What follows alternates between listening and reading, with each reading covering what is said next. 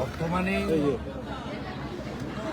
সাধারণ গরিব মুসলমান এবং শিক্ষিত যুবক মুসলমানরা তারাও অনেকে মুক্তি দিয়েছে। স্বাভাবিকভাবে এদের এখন শেষ আশ্রয়স্থল হয়েছে পুলিশ। এই জন্য পশ্চিমবঙ্গ পুলিশের নাম মমতা পুলিশ অনেক আগে থেকেই লোক বলে।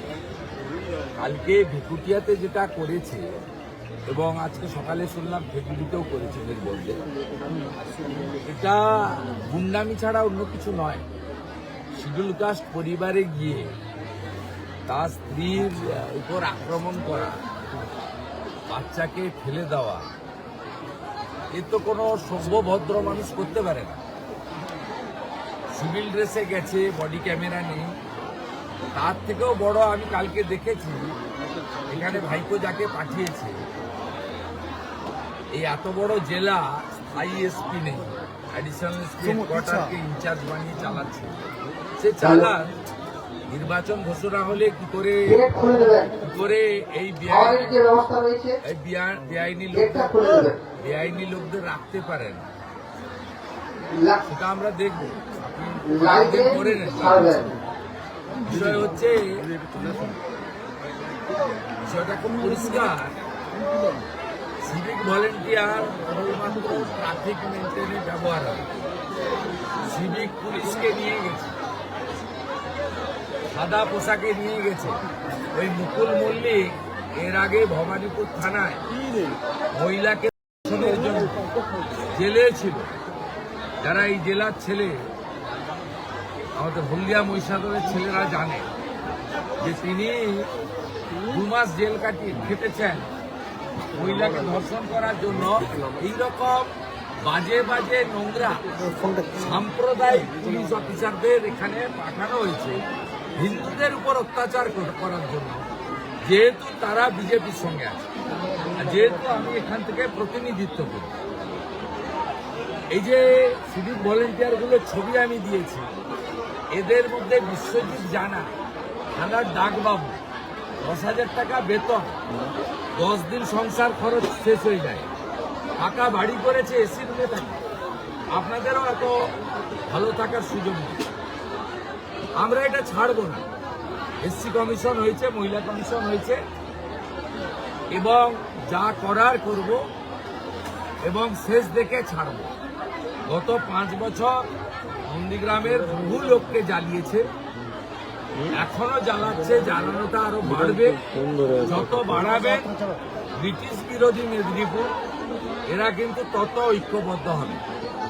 আর লোকেরা এই সুপিয়ান, এই আলরাজি, এই সাউদ্দিন, এই কাজাহারদের অত্যাচার দেখেছে। বর্তমানে সাধারণ গরিব মুসলমান এবং শিক্ষিত যুবক মুসলমানরা তারাও অনেকে মুক্তি দিয়েছে। স্বাভাবিকভাবে এদের এখন শেষ আশ্রয়স্থল হয়েছে পুলিশ। এই জন্য পশ্চিমবঙ্গ পুলিশের নাম মমতা পুলিশ অনেক আগে থেকেই লোক বলে।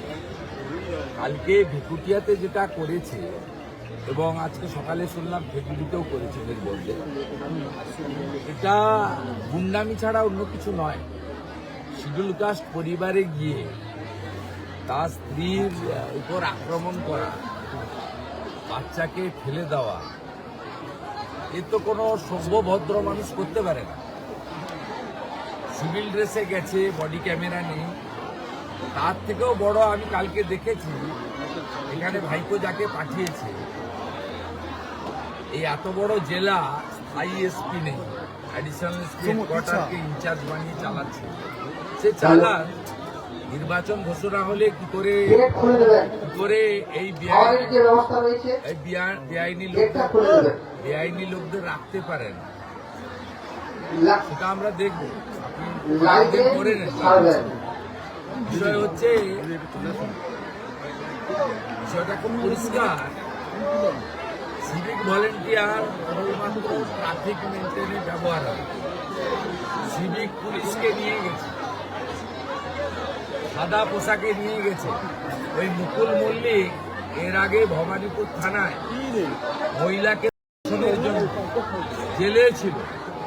যারা এই জেলার ছেলে, আমাদের হলদিয়া মহিষাদলের ছেলেরা জানে যে তিনি 2 মাস জেল খেটেছেন মহিলাকে ধর্ষণ করার জন্য এইরকম বাজে বাজে নোংরা সাম্প্রদায়িক পুলিশ অফিসারদের এখানে পাঠানো হয়েছে হিন্দুদের উপর অত্যাচার করার জন্য, যেহেতু তারা বিজেপির সঙ্গে আছে, আর যেহেতু আমি এখান থেকে প্রতিনিধিত্ব করি।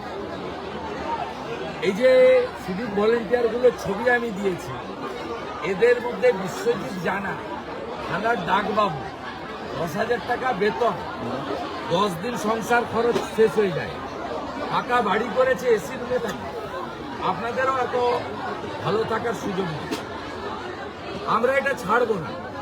এসসি কমিশন হয়েছে, মহিলা কমিশন হয়েছে, এবং যা করার করব, এবং শেষ দেখে ছাড়ব। গত 5 বছর নন্দীগ্রামের বহু লোককে জ্বালিয়েছে, এখনো জ্বালাচ্ছে, জ্বালানোটা আরো বাড়বে। যত বাড়াবে ব্রিটিশ বিরোধী মেদিনীপুর, এরা কিন্তু তত ঐক্যবদ্ধ হবে। আর লোকেরা এই সুপিয়ান, এই আলরাজি, এই সাউদ্দিন, এই কাজাহারদের অত্যাচার দেখেছে। এই পাশেই আমদাবাদে রানীচকে অপর্ণা বোনকে দীর্ঘদিন ধরে ঘর ছাড়া হয়ে বাইরে থাকতে হয়েছিল।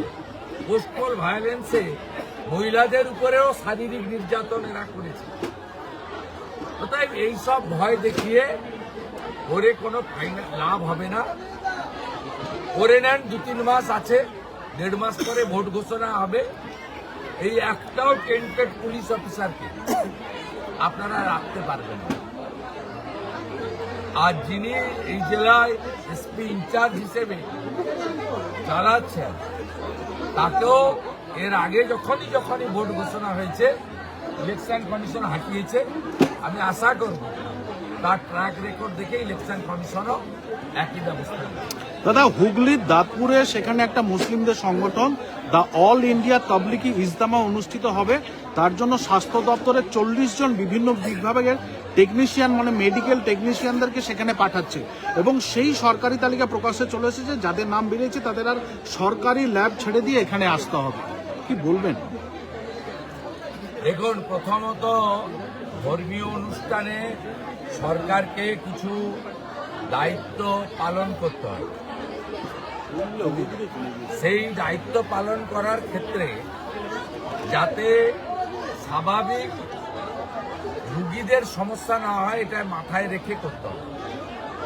যদি হসপিটাল বা ল্যাবরেটরি বন্ধ রেখে ডাক্তারদের পাঠান, তাহলে ওই ল্যাবে যারা পরীক্ষা নিরীক্ষার জন্য ডাক্তারবাবুরা পাঠাবেন, তারা সুযোগ থেকে বঞ্চিত হবে।